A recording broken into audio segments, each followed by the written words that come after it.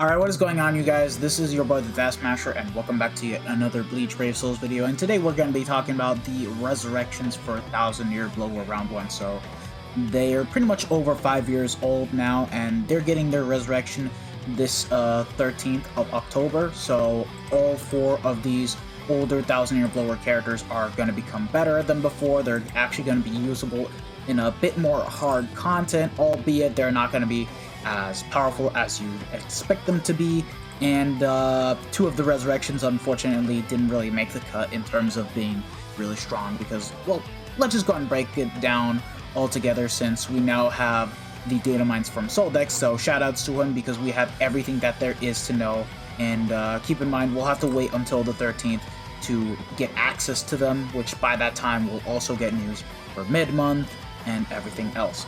So yeah, that being said, who knows if the skills are subject to change. I know there have been some mistakes in which some characters, like, I don't know, I want to say Tag Team Yama, I remember that he was supposed to get fire immunity completely replaced with damage to burning enemies plus 20%, so who knows, stuff can change, but that's all I'm gonna say. So first things first, let's start off with Shunsui. So in terms of resurrection, in terms of what he needs, he really doesn't need much other than strong attack recharge and an extra berserker because he already has 6 skills, as you guys can see right here, and already has frenzy and havoc at 20%. So really, it's just these 2 factors alone that he needs, and keep in mind that almost every resurrection gets 7 skills. However, with 1000-year Blower, they have pretty much changed that and upped the skill cap to 8. So this is what Shunsui gets.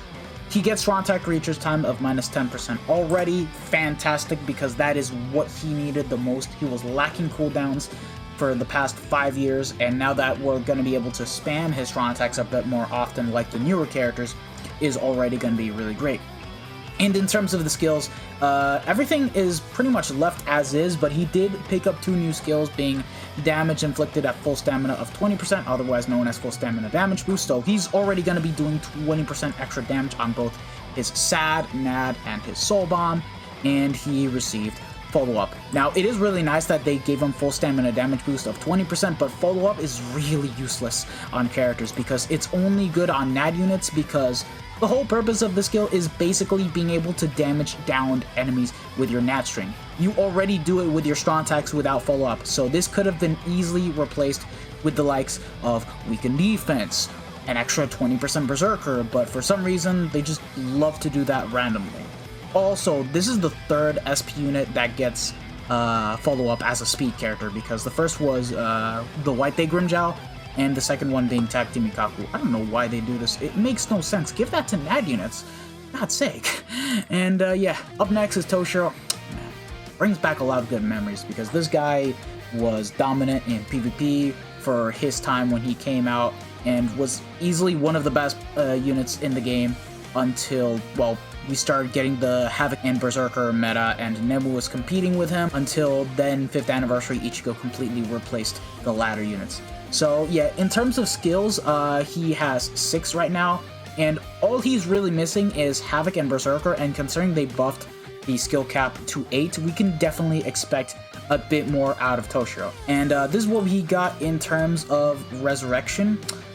He did pick up strong attack damage of 16% via the soul trait, so already that's going to be really good for him and as a link to use. And in terms of skills, he also did pick up Havoc at 20% and damage to frozen enemies of plus 20%. So already really damn insane that he picked up Havoc, because it means that he's going to have a lot more range on his strong attacks. And keep in mind, he has a really damn good kit as well.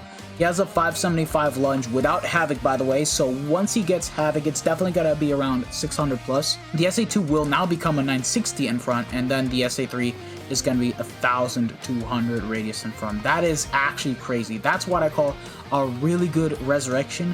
Albeit, I have my gripes because he should have easily gotten Berserker 20% or full stamina damage boost of 20% over damage to frozen enemies, just because this is heavily reliant on RNG. You need to proc the freeze status element in order to get the extra damage off, and this guy does not have any type of increased status element chance against tech mobs in general, or even tech hollows for that matter. So yeah, it's going to be against your favor to even try to get freeze, for that matter of fact. So unfortunately, I will say this, he is definitely a lot better than Nemu, but I don't want to say that he's really all too top tier. So honestly, he really should have gotten either full stam or Berserker, just like that. So that way he just does consistent damage and everything would have been a lot better.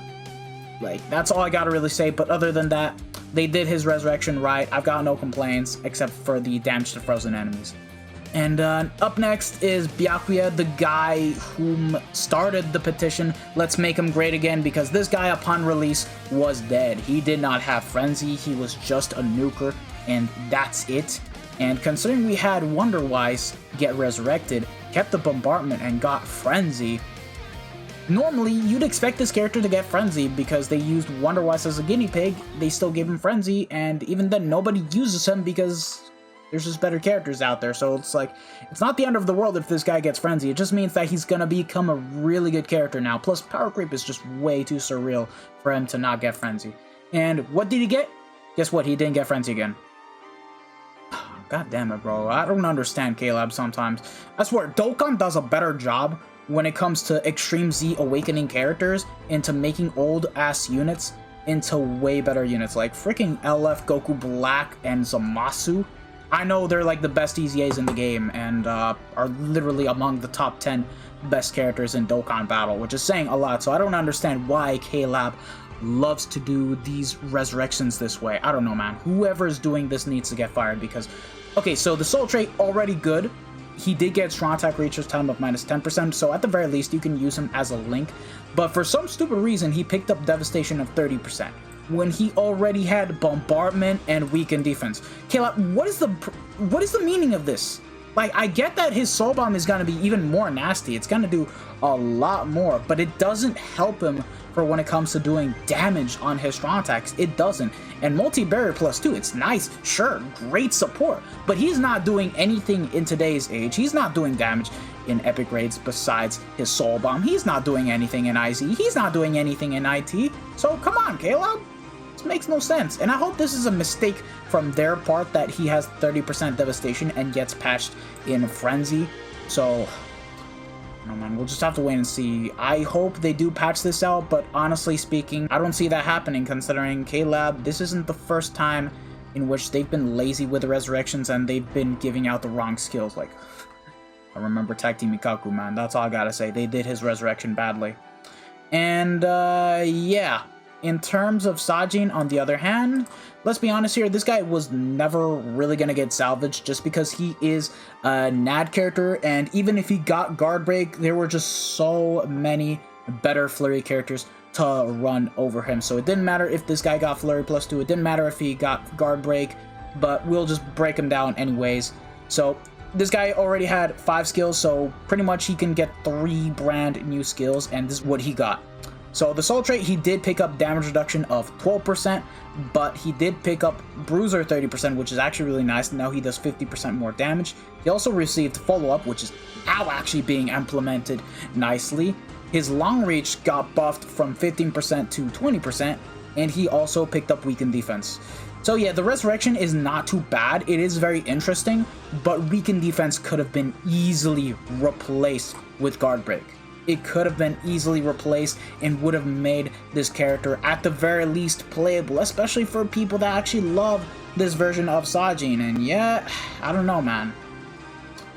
Lads, this is why I kept my expectations low for every resurrection. I still remember when I was very excited for Dangai Ichigo's resurrection as well as the OG Heart Hogyoku Aizen to then completely be disappointed. So that's all I gotta really say. Other than that, L on KLab for resurrecting Byakuya and making him this way, and I hope this was a mistake for him to get Devastation 30% and he still picks up Frenzy, but honestly speaking, I'm just on a lot of hopium at that point, and I don't think that's gonna happen.